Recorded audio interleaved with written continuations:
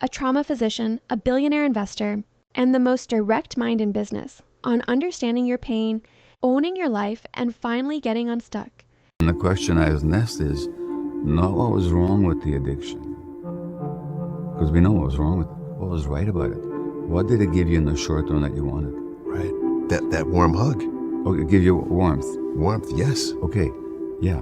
So, in other words, the addiction wasn't a disease that you had, nor was it a choice that you made. It was an attempt to supplement in your life that you desperately needed. In other words, that lack of warmth is a form of emotional pain. So, my mantra around addiction is not why the addiction. Don't ask why the addiction, ask why the pain. Now, if I wanted to ask why the pain, I wouldn't have to look at your genes and your inheritance and all. What would I look at? Your childhood. Your childhood. It always goes back to childhood. I watch people becoming so tied to their own opinions. Like, this is the greatest tragedy of mankind. The greatest tragedy of mankind, because it so easily can be fixed, is holding a strong opinion that is wrong, that you could have made right better if you were open to learning more. If you said, I want to be stress tested, I want my thinking to be stress tested, I want to make sure that I'm making the better decision, and so I'll be challenged. But a lot of people view that challenging like a fight. It's not a fight. If somebody holds a different opinion, it should prompt a curiosity. You know, I don't know, am I wrong or is they wrong? There's a 50% chance, I don't know, maybe I'm wrong. So it should prompt curiosity and an exchange to try to make sure that you're seeing the whole picture and so on. But subliminal instincts are, I'm going to stick with it and I'm going to have a fight. That's a problem. Whatever you cast blame to is where you also cast power to.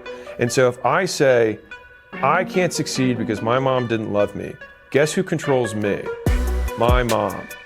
And so if you also replace my mom with a race, a gender, a political party, whatever the thing, I can't succeed because of Trump's laws. I can't succeed because of the radical left, because of wokeism, because of whatever.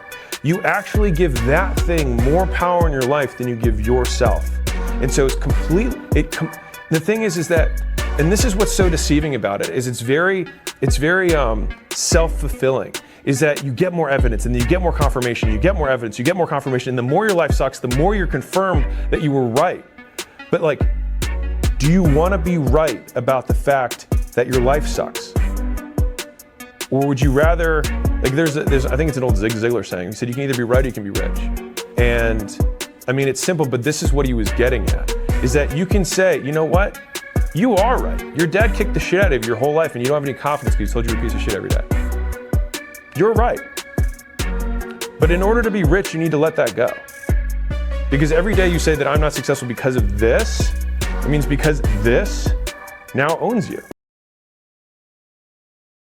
You have to do your normal work, your normal job. You have to eat, you have to sleep, you have to clean, you have to do whatever else. And then the workday starts. So that is how you eat today, but you're trying to get ahead and you have to eat tomorrow. And so you have to eat the glass so that you can take the pain today, and you're trying to take as much of the pain from tomorrow as you can today so you can get ahead. And even the concept of getting ahead, I think about this visually, which is if you have this timeline of life that you can pull towards you, and it's glass in the beginning, and then it's slightly less coarse, and then less coarse, and then it gets neutral, and then it starts to get a little bit sweeter, and a little bit sweeter, and a little bit sweeter. But you have to get through that glass period where you pull it towards you. And I do have this theory that on a long enough time horizon, if we could live 1,000 years, everyone would eventually be successful. But people wait too long and they die too early. And I say die too early on a long timeline. I have a principle. Pain plus reflection equals progress, okay? Your best learnings come from the pain. It's a message, pay attention. Learn how reality works and how to deal with it differently so you have principles for dealing with reality better. And I learned that process. And from that process, my company, Bridgewater, became the largest hedge fund in the world, extremely successful. Managing how much? $150 billion. 1,500 people, $150 billion. And that's made you a very wealthy man. And made me a very wealthy man, which, by the way, was not my intention. Okay? I just wanted to play the game and to have meaningful work and meaningful relationships. That was paramount, but it happened to be the game I played. If you're good at the game, you make a lot of money.